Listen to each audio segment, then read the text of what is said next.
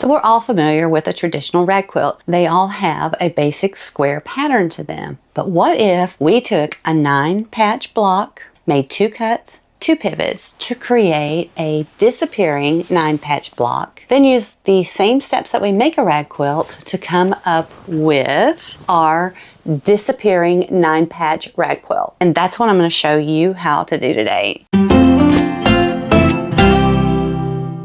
But let me talk a little bit about the quilt before we get started. It's a little bit bigger than the layer cake quilt. However, the rows are the same, so it's a 5x6 quilt. So what makes it bigger is our squares will be 12x12, and they'll finish off to a 10x10. So it makes a really nice size quilt. Before we get into the material, let's talk about the other items that we need.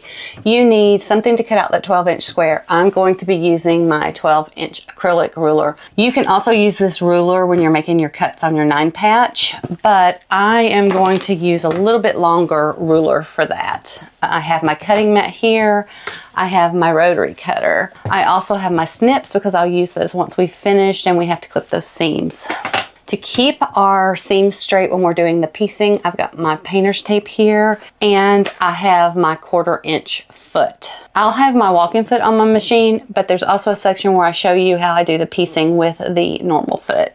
And then of course you'll need your bobbin and your thread. You'll need some clips and some pins because we are going to use the row marker. The row marker and all the instructions are in the description below, so go print that out and so that you'll have that ready to go. So let's talk about material. I'm using charm packs. These are 5x5 squares pre-cut. There are 42 in a pack. You need about 7 charm packs. If you're cutting your own, you'll need 275x5 squares. For the middle layer, I'm using flannel, and you will have to cut this flannel. There are no pre-cut sizes in 12x12 that I know of. If you do, please let me know so I can go buy them. So for your flannel, you will need 30 squares of 12x12 flannel. From a yardage perspective, I would recommend about 3.5 yards. Your back is the same, so it is also a 12x12 square, so you're going to need the same amount of fabric that you purchased for your flannel. So that goes over the material. Again, 7 charm packs. You will have some left over, or if you're cutting your own, 270 squares, 30 squares of 12x12 for your back, 30 squares of flannel for your middle, and that completes our material review. So in order to get to our disappearing 9-patch, we have to first make our 9-patch. And as you can see, the name pretty much describes it. It has 9 squares. Again, they're 5x5 squares. We're going to sew them into rows and then just build this very basic 9-patch square. So where we start is we start with our 9 squares and then just organize them however you want to organize them. The beauty with this square is that the randomness is what makes it unique. However, for this particular quilt, all of my center squares had a very light center. So they either had a white center or they had something that was very close to being white. And I will show you when we make this 9-patch disappear the reason that I chose to have a center square as white. So once you have your 9 squares laid out, then you're going to go to the machine and you're going to sew them into rows. So, actually, let's put it this way.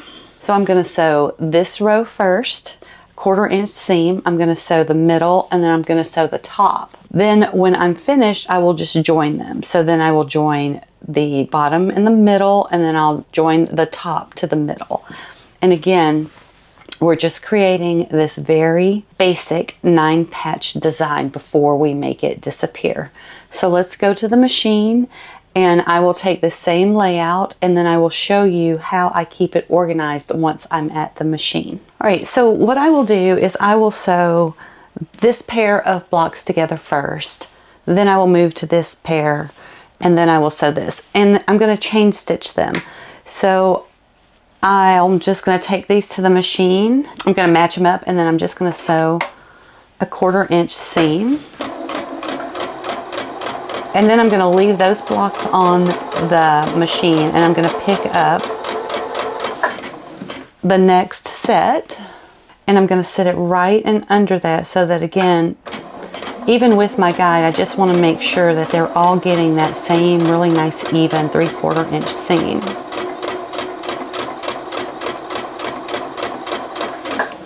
And then I will pick up the top pair and I will do the same thing. And so I have now sewn the two pairs together. Now I'm going to clip them and I'm going to put them back in place. So then I'm going to just lay them back out in the order that they were. So just let me lay them down here. So now that I have these two sewed together, then I'm just going to come back and I'm going to flip these over and then I'm going to sew them. So then I will have 3 complete rows.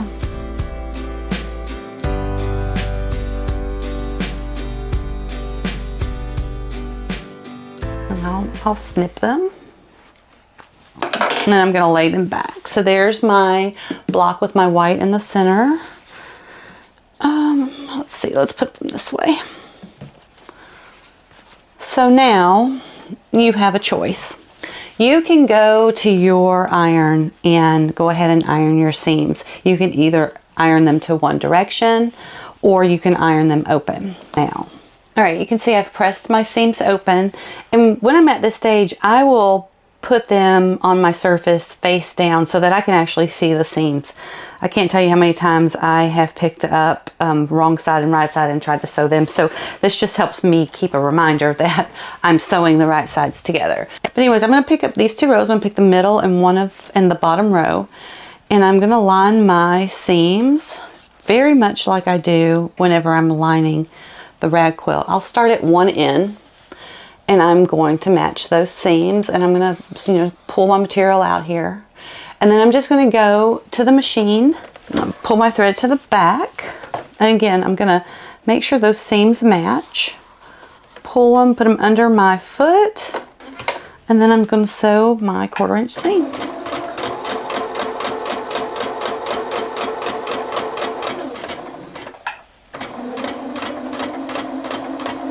Oh. Just have to be careful. Make sure that they keep together.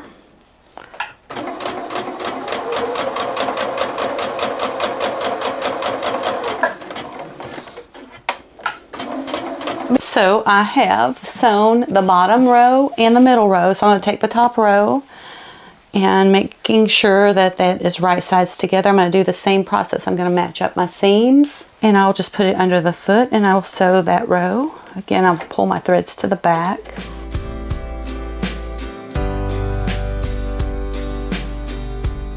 So there our seams are. So I'm going to go back to the iron and I'm going to press those seams open, and then we will have our 9 patch, or I call it my Hollywood squares block. So let me press those and then we'll talk about how to take this and make it disappear into the disappearing 9 patch block. Now that you've finished your 9 patch and you've sewed all your rows, you've squared it up, now we're going to make it disappear. So what I do is I take my mat, and my mat has this center circle in it.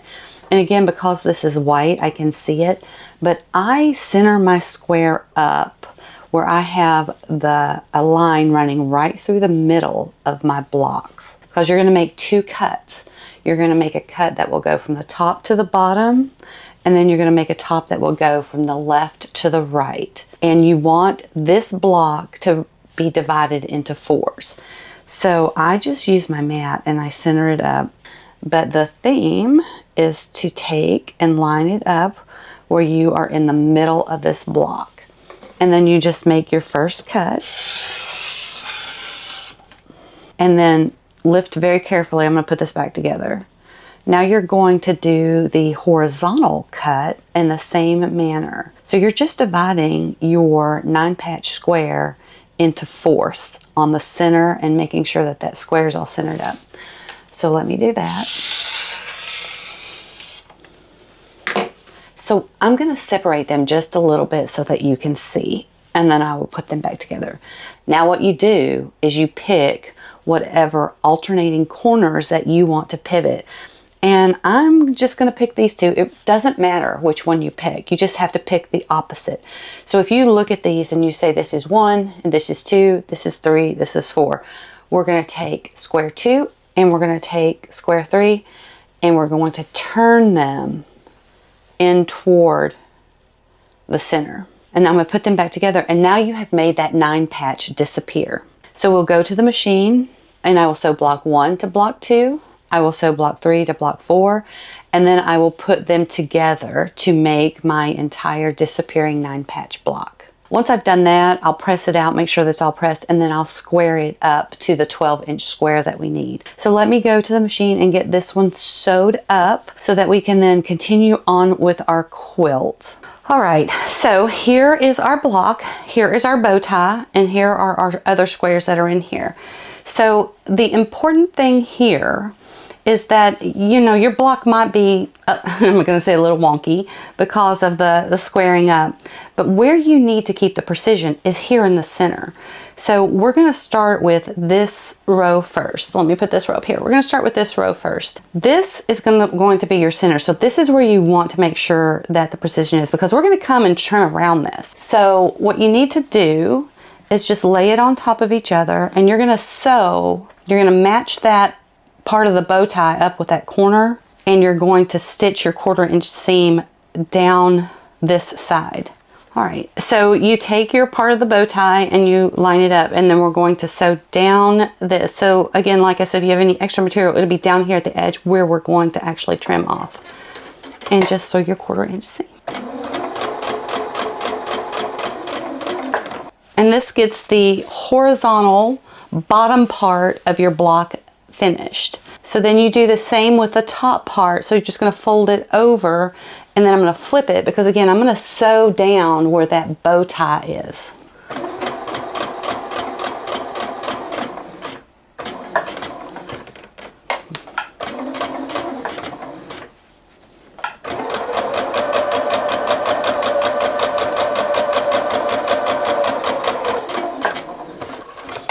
Oh, and I did mention I have turned my stitch length back to 3. I'll make sure that when we're talking about that ahead of time that I mention that. So now you see I've got the top horizontal rows done and the bottom horizontal pairs done. And if I put them back together, there's our bow tie. So I'm going to go press them really quick so that I can join them together to make our block. So you see here I have all my seams pressed flat. So let's put it back in order so that we know that we're not messing up our bow tie. So there we go. So I'm going to put these two sections together, and I'm going to match them on that center seam. I don't match them from the ends. I match them from that center seam. And then I'll hold that center seam in my hand, and I'll straighten out the side to see where I need to start stitching. And you see I do have a little bit of fabric here. That's why I would not match it up at the ends. Match it up at your center seam and pull it out. Again, we're going to trim this to a 12-inch square, so it's okay. So keeping my hand on the seam, keeping my hand on that middle seam, I'm going to go put this under the foot, and I'm going to sew the 1/4-inch seam, which will sew these two blocks together, or these two rows together, I'm sorry.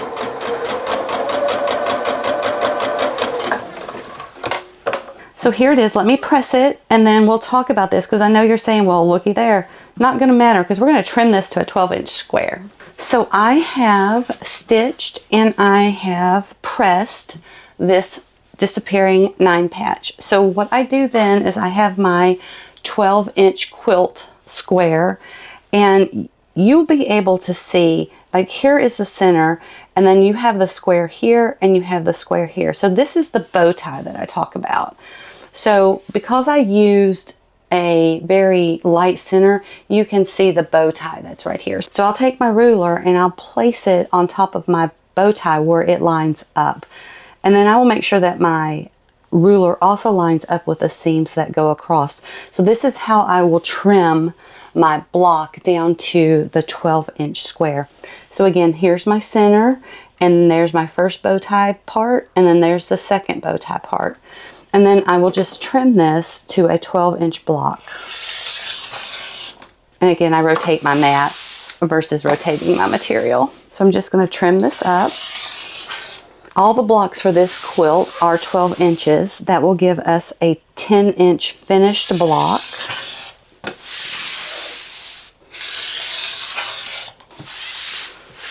So then I have my 12-inch disappearing 9-patch. And again, I have 30 of these for this quilt. And then I'm going to go back and press these. I didn't do a really good job on them, but let me go get it pressed. But that's how you get to this. Again, we went from a 9 patch. We did the 2 cuts. We pivoted, we sewed it together, and then we trimmed it off to a 12-inch block. All right, let's talk about our fabric sandwiches. So here is my pile of 30 disappearing 9-patch blocks. Isn't this going to be gorgeous? Look how pretty this is. So I have 30 of the top. For the middle, I'm going to be using flannel. So I've already cut out 30 12 by 12 squares of flannel. And again, this will go in the middle. For the back, as I pulled out one of the fabrics to do the back, and I'm not doing an alternating fabric theme on the back. It will be all one fabric. And again, I've cut these 30 of them to a 12 by 12. So my fabric sandwich will have this on the bottom. It will have the flannel in the middle, and then it will have the disappearing 9 patch on top. 12 by 12 squares, they'll be finished 10 by 10, and again it's 5 rows by 6. And for the fabric sandwich, it's the same process that we do in any of the rag quilts. So your bottom layer of your sandwich, the print should be down so that the wrong side is facing you. Then you place your flannel in the middle, and I will just go ahead and smooth it out here. And then just take one of the blocks and put it on top. Again, the front and the back of your block should have the pretty sides out. And look how gorgeous this is going to be. And then I will continue to build my fabric sandwiches by placing the next bottom at an alternating angle. And so I will just set and build my blocks. And this helps me be able to take it to the machine so that I can do the quilting.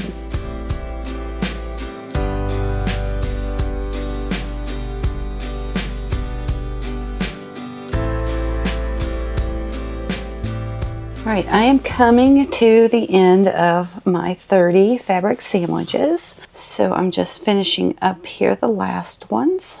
And I did make some extra blocks. I haven't quite decided what I'm going to do with the extra blocks. If I have enough left over, I might add a row to my quilt, but I don't think I will. So I am on the very last back square. So again, it goes face down. We will put the flannel. And then we will put our 9 patch square. So again, we've completed all of our fabric sandwiches. We are going to take them to the machine and we're going to do the individual quilting on the square. And that's what I'm going to talk to you about next before I actually go to the machine. So let me talk to you a little bit about how I quilted my block. And I couldn't find anything really that was long enough. So we're going to use one of my old batons. So this is a bigger block than what I normally do. So I wanted to have a few more stitches in it than I do to kind of hold it together. Plus I just wanted it to be a little bit decorative, and I wanted it to look like it was really quilted. So I chose to do a grid. So if you turn this over and look at it, it looks like a piece of graph paper. So what I did is I followed the line of the disappearing 9. So I started, see there's a seam here in the center. So I stitched down the center, and then you see there's seams here. I stitched there. So basically I did 5 rows of straight stitching down the block, but I followed where the blocks came together. So here on the left, see how those blocks came together? So that's where I stitched my seam. And then I stitched a seam to follow those, and of course in the middle. But when it all comes down to it, it's 5 stitches across and then 5 stitches down. So it just makes a really nice grid pattern. And I can't wait to show you how it looks when it's finished, because it really does look cool on the back. It's a little bit more stitching for this block. However, if you choose, you could come in and you could do an X here, you could do an X here, you could do an X here. So like 4 X's, or you could do one large X. Again, it's going to finish off to be 10 inches. So you just need a little bit of something to hold it together. You could stitch just an X, or a plus mark, not an X, sorry. You could stitch just a plus. You could stitch across here, and you could stitch down here. And then if you wanted to, you might stitch on the diagonals. So it's up to you however you want to do your stitching. But for this quilt, I chose to do graph paper. And my stitch length for quilting is 4. So I use a really large or longer stitch to quilt than I do when I'm putting the blocks together. So for all 30 of my blocks, I'm going to go and do this. And then once I have all my blocks together, the process is the same for any of the rag quilts, but I'll show you that as well. So with that, let's go to the machine and I will actually walk you through the stitching of one quilt block. I'll finish up those and then we'll put the quilt together and then take a look at our disappearing 9-block rag quilt. All right, let's quilt one of our blocks. So normally I would have my walking foot on, but I'm just going to show you how to quilt here, and then I'm going to put my walking foot on for the rest of the block. Like I said in the other section, I'm going to be doing a grid pattern, so think graph paper. For me, the easiest way to start is on that middle seam. So I'm going to start to the left of my middle seam about between 1/4 and 1/8 of an inch. Again, these don't have to be perfect. It's going to look beautiful. We're going to do 5 rows across, and then we're going to do 5 rows down, and then we're going to do 5 rows across. But again, I start on my middle seam about 1/4 to 1/8 of an inch, and I'm just going to straight stitch. I have my stitch length at 4, and like I said, eventually I'll put my walking foot on, but I had all of this filming stuff set up, and I didn't really want to take time, so I'll show you how it's absolutely possible without even a walking foot.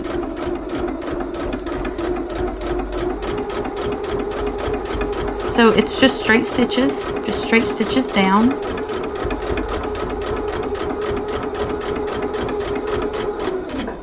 And then I'm just going to turn it, and I know you guys get tired of this, but I eyeball it. So I see that my next row is right here, and I'm just going to eyeball it to where I want to stitch. But again, I'm after, for this quilt and for this particular example, I'm after something that looks like graph paper, so it's a grid. And what I will do is I will sew down until I get to the end, and then I'm going to come to the other side. So I work the middle, and then I work this side, and then I'll move back to that side. So I'll look to see where the seam is, and I'll approximate it.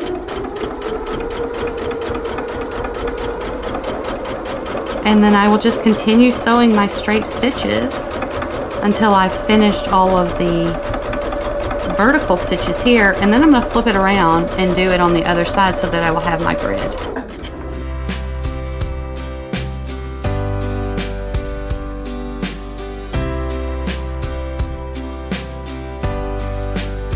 Alright, so I have all 30 of my squares quilted, and I'm getting ready to lay them out. So again, I did it in a grid pattern.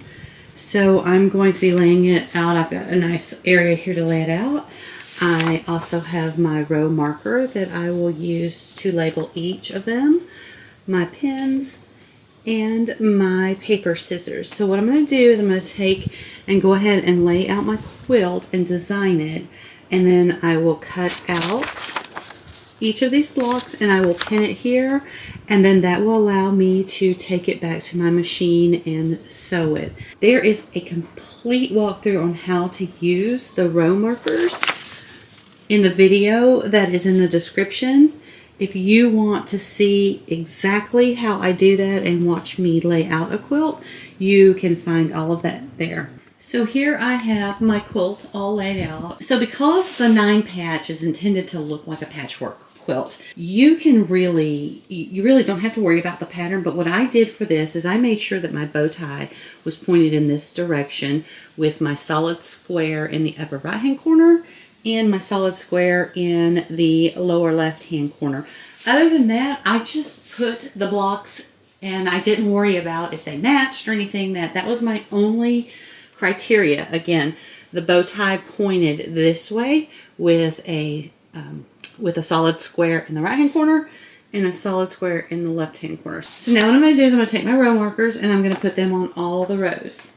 Everything is labeled and pinned.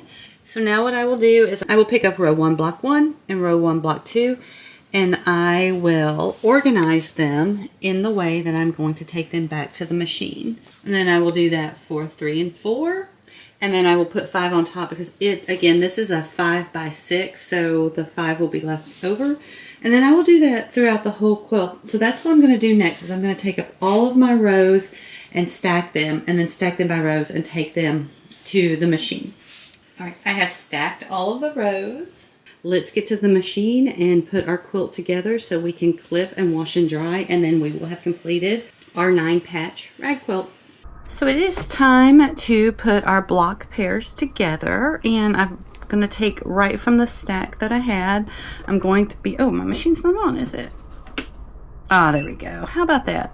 So it is time to sew the block pairs together. So I have row 1, block 1, and row 1, block 2. I'm going to be using about a 1-inch seam allowance, and I have my painter's tape here to kind of keep me honest. And I have my blocks from where I brought them back from where I was organizing my quilt. And what I'm going to do is I'm going to chain stitch all of the block pairs together. So that means, and I'm going to change my stitch length here. So let's change our stitch length from a 4 to a 3. So I'm moving off of the stitch that I used from when I was quilting to the stitch where I'm going to be assembling the quilt. Again, 1-inch seam, I got my walking foot on, and I'm just going to sit and I'm going to sew my pairs of blocks together.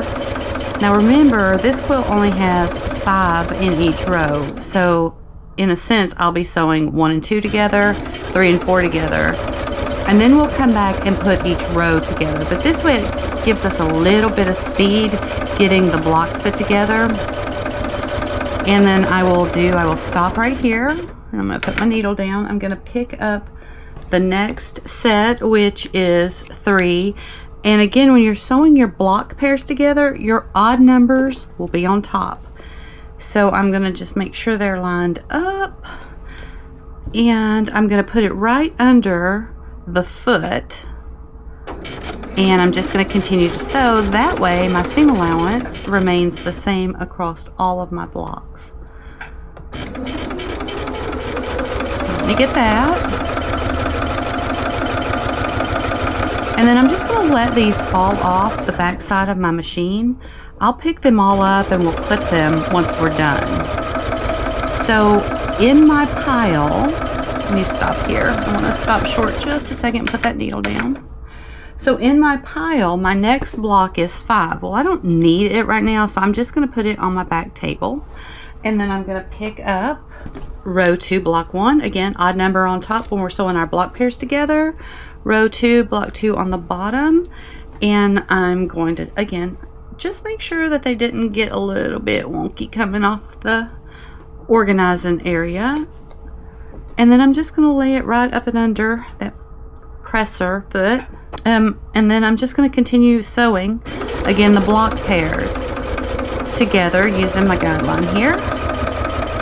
And putting the odd block off, block 5. And once I'm done, I'm going to clip all of these and then reorganize, and then I will sew each row together.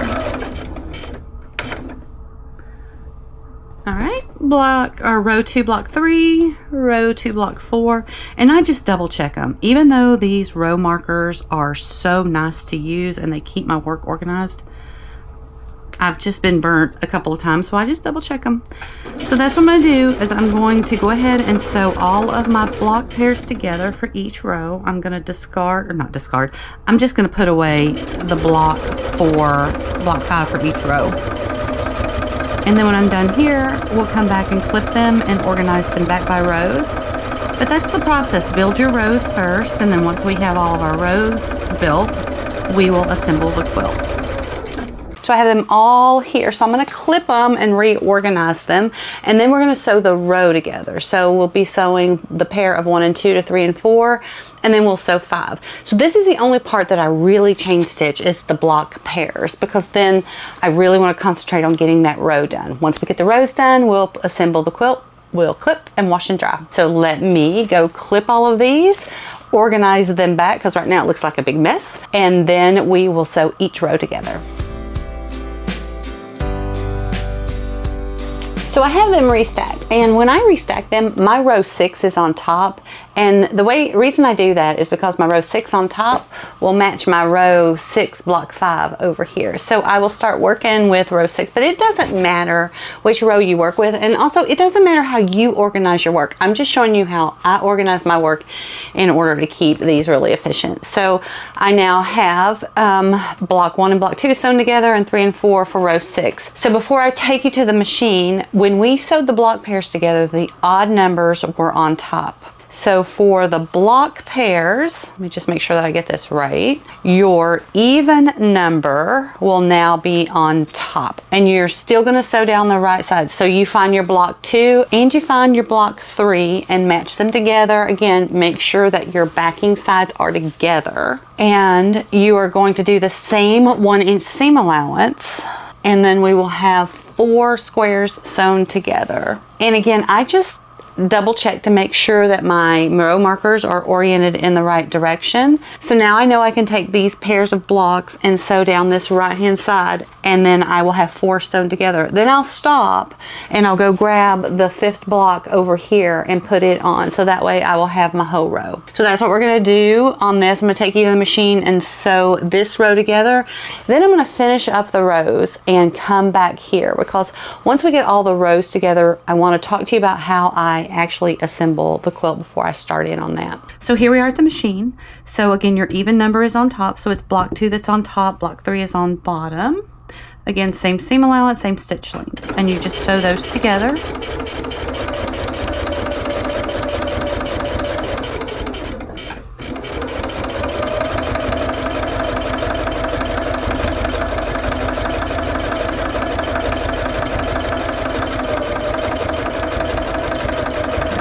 So instead of chain stitching the other rows with all 4 blocks together, we're going to stop here, and I'm going to go ahead and pick up block 5.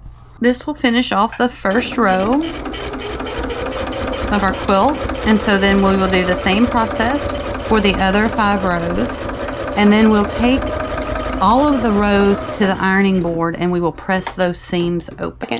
All of the rows are sewn together, all of our seams are flat. How we're going to put the quilt together, how we're going to assemble it, we're going to make 2 sections of 3 rows. So that way, when we go to put the quilt completely together, we have 2 even sections that are pulling on the weight, so that we don't have a lot of bulk. So we will sew 1 and 2 together, and then we'll put 3 on that. We'll set that aside. We'll sew 4 and 5, and we'll put 6 to it, and we'll set that aside. Then we'll have 2 sections of 3, and we'll put those together and sew them. It just will make it a little bit easier because both sections are the same weight and they'll pull at the same time. Let me go sew the 2 panels of 3 rows together, and then we will join the quilt, we'll finish it off, and then we'll go clip, wash and dry, and then we'll come back and take a look at everything we've done putting together this disappearing 9-patch rag quilt. So I have row 1 here and I have row 2. So row 2 is going to be on top.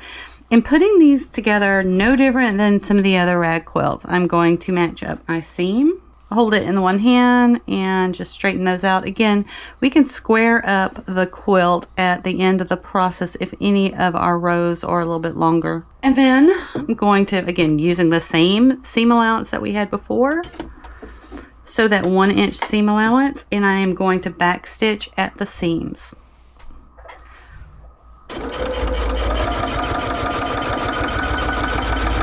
My stitch length is still at 3.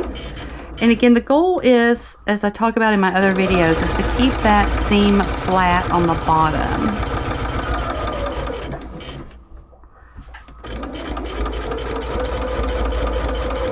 And as I come up to the seam, I just, again, want to make sure that it stays flat.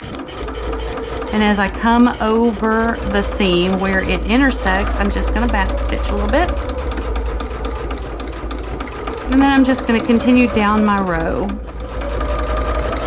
And because these blocks are not, oops, and again, we will square off these blocks when we're finished. I got a little hangover there. And I back stitch at the end as well. Brings me to the end of 1 and 2, and I have to go change that bobbin. So give me just a second and we'll be right back. So I have a fresh new bobbin. I have row 3 and I have row 2. So when I sew row 3, I'm going to have row 3 on top. If it starts getting bulky on you here, go ahead and use your clips. I don't think I'm at that point yet. I think I can handle these 3 rows together without clipping. But I'm going to match these seams up. I'm going to pull them out, line up everything else, and get it under the foot. I'm going to drop my needle so I can make sure I have everything lined up. So I will line up my bottom section and that. Okay, we are ready to sew row 3 to row 2. I'm going to back stitch here. And again, I'm going to find where my seams match. I'm at the last seam where I'm sewing row 2 and 3 together. So let me get that back stitched.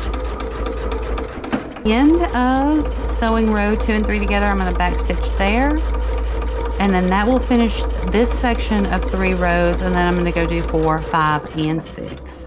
Here are the first 3 rows. It's a much larger quilt than what I'm normally used to doing, so I'm so excited about it. So the rest of the rows for the second panel of 3, then we'll come back and we will sew this one to that, and we will be finished assembling the quilt. Just a really quick note, when you're putting your rows together, make sure that you've kept them in order. So I just about sewed row 5 block 5 to row 4 block 1. So I went back and I made sure that I've got row 4 block 1 here and row 5 block here. And again, when you're sewing your first 2 rows of your 3 pair, your odd row will be on top, so 5 will be on top. But that's just a little note I wanted to give you because I just about did it. I just about sewed block 5 to block 1. So another reason why I love these row block markers, because they really do help keep me organized so that I don't mess up my quilt on how I had it laid out. So let me go finish the other section of 3, and then we will do the last seam to pull our whole entire quilt together.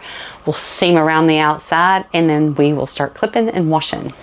So we have this panel of 3 rows, and I have this panel of 3 rows. So the last step to assemble our quilt is to join those 2 3 rows panels together. I've taken off all the row markers except for 1 on each so that I can match them up, because it just makes it a little bit easier to handle now that I have this.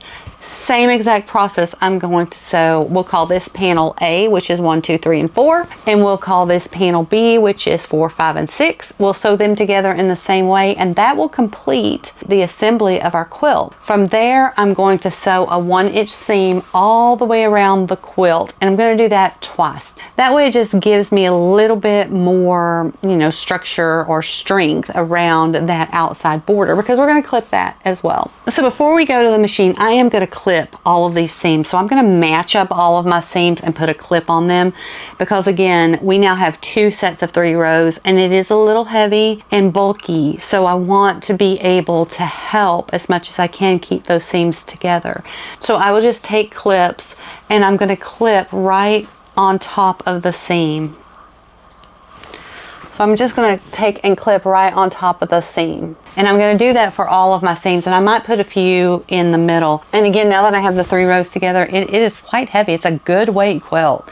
Even though the flannel that I used on the inside of it was very thin, now that it's all together, it's a really nice weight. So I'm going to clip all of my seams together before I sew them. So let me go do that, and let me get that seam sewed and finish up. Okay, so I have completely finished sewing all the way around the quilt. At every seam I backstitched. So now I'm gonna go clip this quilt, then wash and dry it. So again, it is going to be so gorgeous. And so here's the back. So it was the same print all on the back for all the squares, and then we did the graph paper quilting on it. So it looks really good too.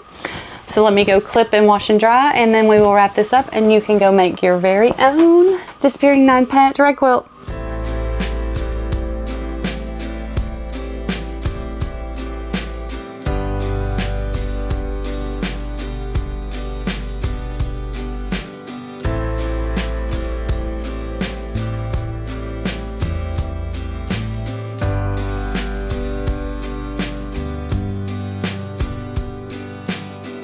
So we went from 7 charm packs to 9 patch squares to disappearing 9 patch squares to this gorgeous disappearing 9 patch rag quilt. We walked through the steps to create the 9 patch, to make it disappear, and then we just reviewed the steps to putting the rag quilt together because it is very much the same as all the other rag quilts. We clipped and washed and dried, and now we are here to enjoy the quilt. So that's it for the video today. I hope you're ready to go off and make your own disappearing 9 patch rag quilt. If you enjoyed the video, I would love it if you would give me a like or maybe share it with your friends.